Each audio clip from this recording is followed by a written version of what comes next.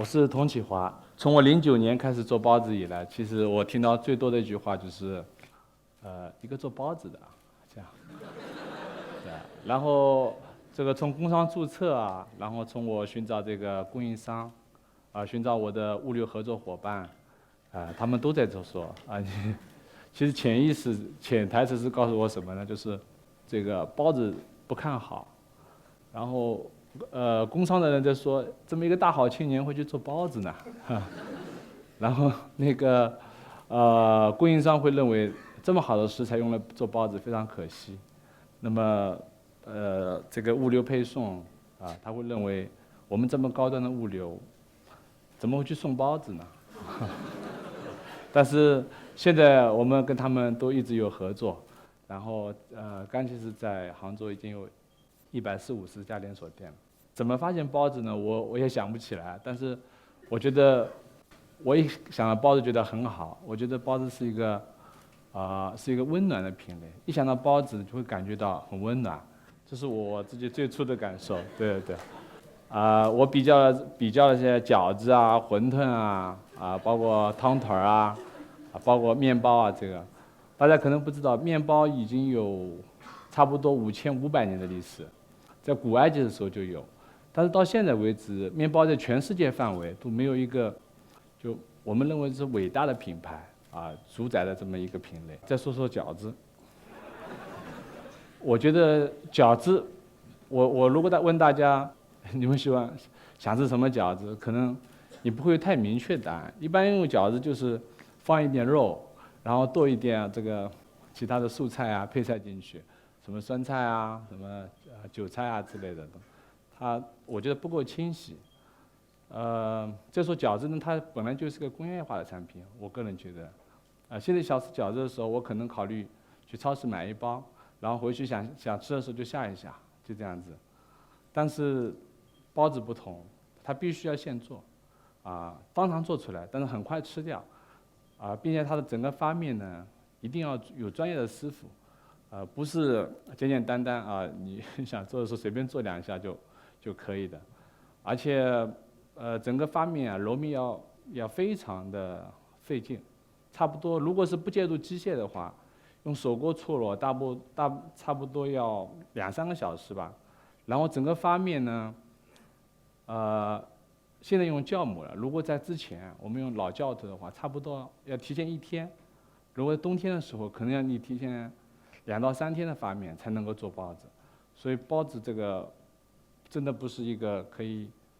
简单的这种量化的一个东西。包子还有一个好处，它的脉络非常清晰。比如说肉包就是肉包，菜包就是菜包。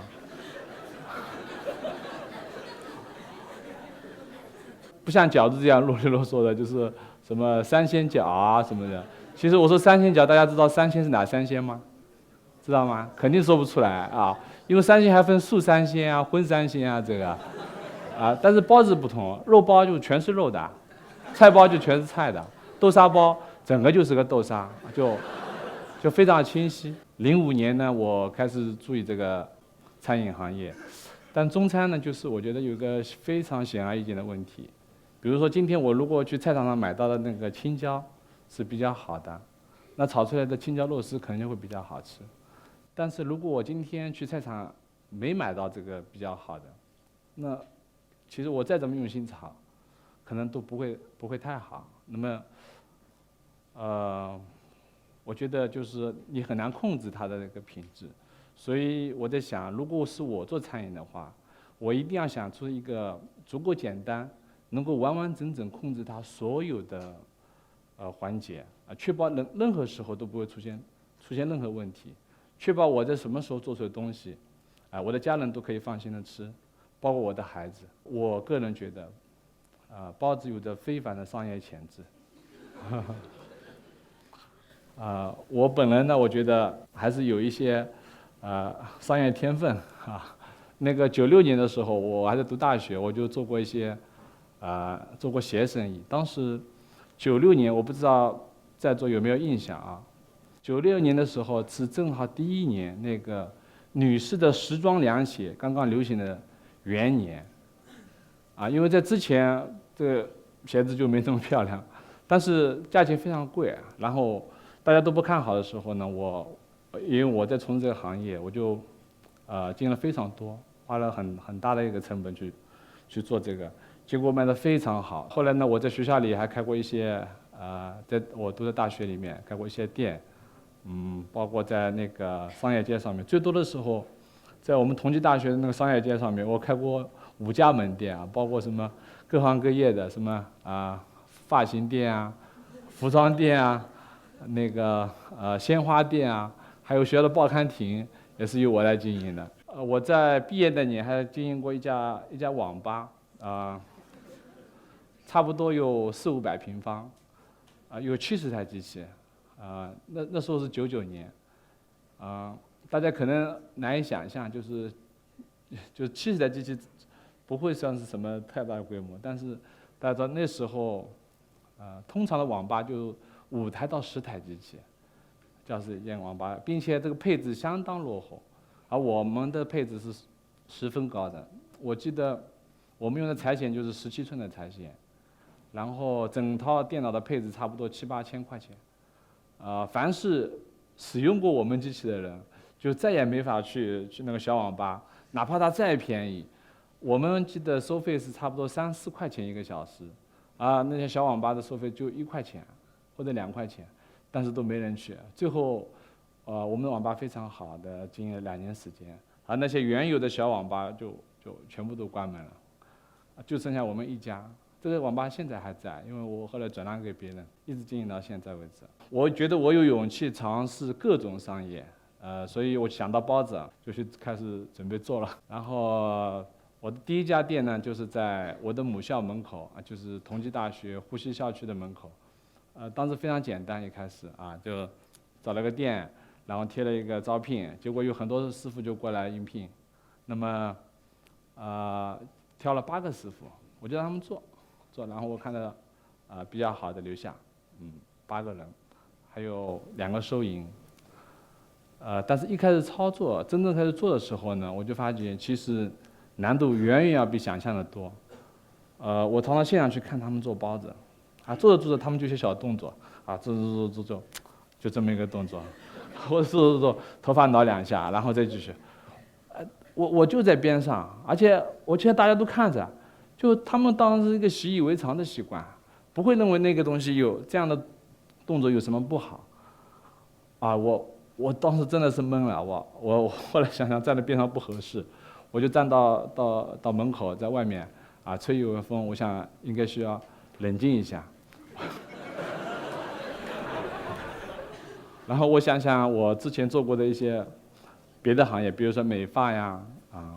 这个美发行业我几乎是逃离的。我觉得在这个行业里面，很少有真的十分敬业的人。如果是没有敬业的人呢，比如说你培养了一个发型师，他做了几年，他发觉别人愿意出更高的价钱，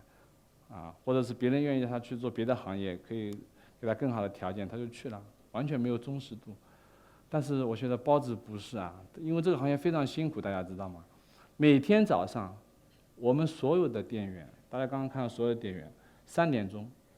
点多钟一定要起床的。所以我觉得他们不是那种简单的满足仅仅要赚一点钱，因为现在大家知道农民工都非常好赚钱，到哪里找份工都非常容易，他没必要一定要留下来做包子。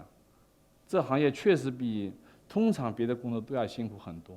所以我想想，我来这么形容这么一个行业，我觉得他们不是一群想不劳而获寻求捷径的人，他们可能没有很好的这种教育，但是他们绝对是愿意吃苦耐劳，愿意流汗，愿意用自己的劳动换取价值。当然，我如果这样说呢，大家可能认为他是一群该值得尊重的人，但实际情况呢，他们还带有很多这种不好的习惯。但是我在想，当时我们的员工有的住得很近，有的住得很远。那么住得远的时候呢，早上3点钟意味着他2点半要起床。如果那时候在下雨，就2点半你要骑车骑半小时到店里面。那时候如果在下雨的话，车歪歪斜斜的，骑上半小时，一身汗，又加上雨水，然后马上投入工作。工作完了以后，整个包子店里面是没有一张凳子的。这一天就是这么站着工作，一直到结束为止。所以人的疲劳啊，包括他的这个汗水啊，觉得头发痒啊，甚至鼻子不舒服，都是非常正常的事情。所以我觉得，如何去改变这个呢？我觉得首先得让他们生活得非常有尊严，这样才能激发他们自己去改变自己的生活习惯。这个靠管是管不来的，因为整个行业都这样子。我想现在可能北京街头的很多小包子店还是这种状况。然后我当时这么想呢，我就把我自己的房子，我自己在大学里面租的一套房子腾出来，去添置家具，包括我记得当时因为我们考虑到这个上下铺啊，它上铺睡觉的时候因为我自己以前读大学住校的时候，那个上铺一个转身，那个床叽叽呀呀的要响。那么由于他们要早起所以这个睡眠习惯必须要好。所以我想整个这个床呢，我们就去定制一下，特别加固，导致就是它翻身的时候床不会响，也不会晃动。这个现在成了我们干七十的一种这个传统，就所有的床都是这样子。然后宿舍呢要求不能离门店步行时间超过10分钟，并且如果住得不舒服，他可以要求换。因为有些房子当时刚住进去的时候你可能没感觉，可住着你发现楼上很吵，晚上他要睡觉的时候，楼上正好是想搓麻将或什么的时候，导致他们没办法很好的休息。那这时候我们就换，一直换到他们觉得这个地方做的蛮好的那我们就腾下来。现在100多家店就100多个寝室每个寝室都是公寓房，不允许住农民房，也不是临时工棚都不允许，一定是公寓，就跟我们家什么都是一样的。然后我还让我的阿姨为他们烧饭，我阿姨很搞笑，我每次让她去买菜买好一点基本上是保持每顿饭4菜1汤有荤有素，要求这个大菜就是他那个荤的那一道菜1个礼拜不能重复。那阿姨呢就年纪大了很难改她觉得他们平时有点吃的就不错了，还免费的有必要这么考究吗？那个菜买回来那个黄叶按理说应该搬掉的，他就就烧了就这样吃，这个不行有一段时间我也在那里吃不好我就说他，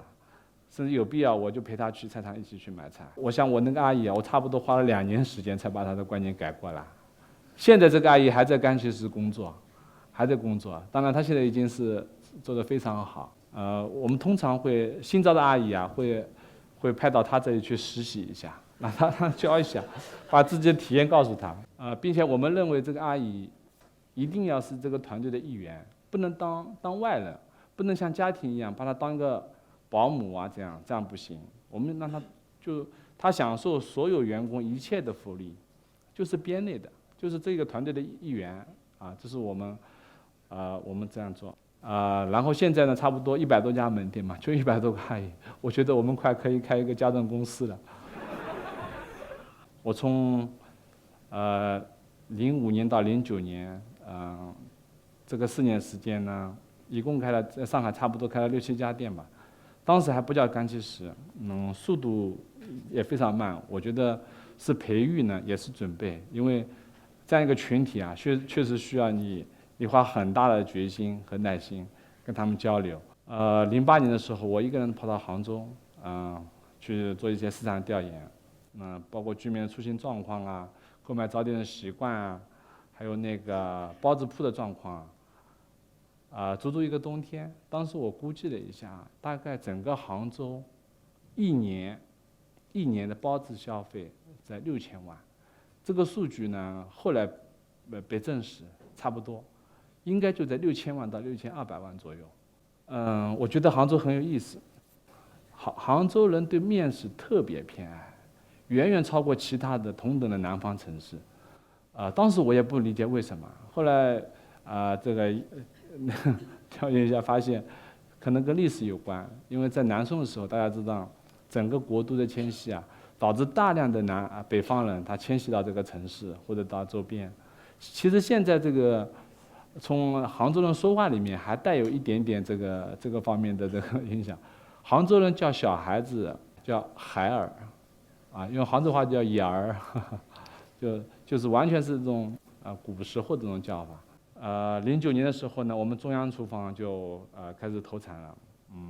我个人感觉已经做好了最好的准备就一辆大巴把我当时在上海培训的这些，我个人认为训练有素的，行业内训练有素的这个同事然后拉到杭州，当时我们3家店就同时开业，刚其实就这样就算开始了。但是食材这一块呢，其实不是我们特长，因为原本我们更多的做的是前端，后面的供给都是交给别人做的。但是这时候我们就开始自己要开始做馅料这些工程。做这个其实对我们来说也有很大的挑战，因为我们通常比如说豆沙包，那个豆沙呢是由专门厂家供应的，就是专门有很多很多食品厂就生产豆沙，但是这个豆沙真的不好通常他们做法呢，我了解一下，就吓都吓死了。这个豆花他们怎么做？首先是去壳，因为红豆的壳比较咽口，他会把壳子去掉，然后呢就进行研磨烧煮那个颜色很淡，他们会加焦糖色，这个是行业还是政策允许的，然后再加入很多淀粉，因为都是粉末状嘛，你也分辨不出这是豆粉还是淀粉，反正市场批发价竟然比这个豆子价钱还便宜，我们可以想象一下这个有多糟糕。那我们就决定这豆子自己做当时我们试了很多种豆子，差不多20-30种，把我们能想到的各种豆子都试了一下，都不行我突然想起来，就是我小时候因为我很小就离开家乡，但是我记忆中我小时候吃到过一种很香很香的豆子，每次家里烧豆子的时候我在楼上我都能闻到这个味道，就会很喜欢我马上打电话叫家里帮我寄豆子过来。这个豆子呢，后来我们就很简单，把它打开，然后就烧到足够烂了为止，然后放一点点糖，非常好吃但这个豆子就是有点问题，因为只有这个产区，就是我家乡叫温岭一个小产区才有这种豆子。到现在为止，我们几乎把这个产区所有的豆子全收光了。我在担心明年或者后年的时候就有可能我们只能1年供半年的那个豆沙包，其余半年我们会做黑芝麻或什么的，因为真的就是不够用这也在开发别的产区，看看能不能种出这样的豆子。基本上现在还是没找到。有些东西呢，就像青菜，青菜其实想的简单，挑也蛮难的。青菜其实有20多种青菜有什么苏州青上海青矮脚青花王菜很多种。我们试了差不多把江南这一带出产的都试过了，最后呢就确定花王菜和矮脚青。但是那个矮脚青有时候它会有点苦，不知道为什么，就是有时候出来就会有点苦涩味儿，有时候就不会，那不稳定，我们就最后确定就花王菜。现在干其实所有的用的青菜都叫花王菜。青菜最大的问题倒不是说选择它，我觉得是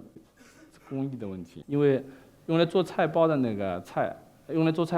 馅整个加工里面有一道叫杀青，就是把青菜通过高温水灼一下，然后马上起来。大家知道高温水差不多90度的水烫过以后，青菜就非常烫，一定要让它马上冷却，不然它马上就会变黄变黑。别说做成馅料了，当时就不能用了。所以怎么让冷却就是个问题。家里是不会有问题的，我们通常就让自来水淋一下，它就可以冷却下来。但是你要知道，每天几万斤的青菜堆成像山一样，这样的如果不能迅速的帮它降温，就成了一个灾难性的问题。现在都会是瞬间就会发黄，会变烂这样子。这个时候我就用了我自己一些，因为我大学学的是工科的电气控制，因为我没学好，我当时还有一门考0分但是我还是有点这种小脑筋，就做了一套那个冰水杀青系统。这套系统用到现在非常好，相信是行业内独一无二的，因为版权属于我。制造冰杀青岛就会把自来水啊放出的温度在任何时候，包括夏天，控制在10°C以下。夏天10°C的水就很冰很冰的，那个高温的灼过的青菜，然后迅速进到10°C以下的水，它就一直保留那个青。所以这个菜包，如果是大家吃过我们的菜包，就是任何时候一吃就翠绿翠绿的，你就像感觉别人加了很多色素一样，但实际上是很自然，因为最大程度保留了这个青，就会呈现这种状态。肉包大家是最担心的，实际上它的问题最少，因为肉包我们是找的最大的供应商，全中国最大，它一年销售额400个亿，而且品质非常稳定，从来没有给我们添什么麻烦。我们要跟他就是刚开始的时候比较傲慢一点，他根本不相信干气石会需要用他们这么贵的肉，但是我们就一直合作合作到现在。我觉得我觉得他们还是非常坦诚因为发生过一件事情，就是呢，其实我们是用的猪前腿的夹心肉，每一块肉你要猪前腿一块就这么大，一包肉里面25公斤，差不多6、7块，这样子。那么它每一块肉呢，屠宰好以后，它会清洗好以后，它会用保鲜膜把它裹起来，每一块都独立的裹好以后，再用一个塑料袋把它装好，封好以后装箱这样子。但是问题就出在这里，当它裹的时候是没问题的，可冻了以后就成问题。冻了以后，它的肉的间隙会把这个塑料膜夹住。当你撤掉塑料膜的时候，有可能这个膜就断在里面了。虽然几率是很小很小的，你说几千几万分之一，甚至更少都有可能，但这就是安全隐患。我们一定说你一定要改，一定要改，因为在安全面前真的是没有大小。虽然我们是一个很小的采购商，你是中国最大的，但是这是安全问题。他们完完整整的按照我们，其实这个动静是很大，大家可能认为那不就不裹就好了嘛？不是这样子的，对整个流程来说，它的改造非常大。据他们自己说回来跟我说，整个费用就光这一条这么一个改造，差不多花了6、700万。我们一年向他采购这个那个利润完全不足以支付这个费用，但是他们还是改了。当我们店呢越开越多的时候就有很多人呢想找我们合作。比如说他们是做粽子的，他说你那么多店，我能不能在你门口，在你店里代买一些粽子这样子。后来说不行这会让我们分心他说那这样也可以，不卖粽子了，你卖粽子券行不行？到了端午的时候你就代卖粽子券，人家领好券买好券以后打个电话，我就给他送过去，这样也行。我们这也不做。因为我们觉得，我们只愿意把所有的精力都放在怎么做好包子上面，绝不会在乎这个额外丢掉的价值这样子。然后也有很多人问我们加盟，到现在为止，我的微博包括我们的官方微博就是收到最多的就是加盟吧，加盟吧，怎么加盟这样子，甚至是国外的你什么澳大利亚新加坡包括美国加拿大，他们都有打电话说，看看能不能合作或者是加盟在国外做这样子。但是我们不做，我们认为做好一种经营形式，其实也是一种专注。这个怎么说呢我想解释一下加盟和这个直营的区别。其实加盟呢，如果我们做加盟的话，应该是我这个团队是如何去寻找更多的加盟商，并且为他们服务好，这才是一个加盟体制。但是我们只想更好的服务好顾客。那我在想，如果一个做加盟企业如何能够服务好顾客呢？我觉得这个是隔山打牛，就是你肯定是不断的劝说你的加盟商，你要对你的顾客好，你要怎么样，你要怎样。但实际上他能不能做到，你不清楚。所以说，我认为加盟和直营是一个完全不同的经营体制。我们只愿意更专注的做好自己的直营体制，不管这个加盟可能会给干气石短短几年会带来几千万甚至上亿的收入，这个我们也觉得不可以做。可能很多人都认为，商业的本质是如何最快的最快的赚到更多的钱。但实际上我不是这样认为，在我理解，我觉得商业的本质实际上是和。和是什么呢？就是向所有的人传达善意。你要向所有的关联方传达善意，你跟他们发生所有交易，都是对对方有利的。我认为这才是商业。现在干汽石大概差不多有1000多员工，而且都是同时散布在城市的各个角落，7、8个人。你如果靠管，肯定是不行我想如果靠管，肯定就糟了。但是呢，我们不如就是努力做所有的事，就让他们有价值的存在，并且让他们这个城市里面有尊严的活着。我很喜欢看到他们一回到这个小区门口，张大妈、李大妈的这样子，一路招呼的就进去了，然后大家也都非常高兴。这个是我认为他们这种幸福的状态，而且这种情况下真的不怎么需要管的，你不用去管一些非常细致的，比如说看他们会不会认真做报纸你看我们报纸误差只有2克，如果稍微一不用心，根本做不到。我觉得我们的顾客呢，其实也是的，就是因为你吃得很放心，也很好吃，所以你觉得你的整个购买是非常超值的。包括供应商，我们的策略就是放水养鱼，让供应商都赚到钱，这样他们才会更加用心的去做好这些原料供给，我们才有可能去做好包子。那么整个行业而言呢，就大家都更加有信心了。如果我的同事去办他干汽石的吧，对我会比较客气再也不会有这种迟疑的态度。然后大家对包子也比较安全，就比较有安全感，行业效率也大幅的提升，整个体量就很大了。大家还记得吗？我刚才说，在08年的时候，我调研过，整个杭州1年的包子消费差不多6000万，但是今年光干汽石估计能做到3个亿。我觉得这个就是商业创造的价值空间。谢谢大家。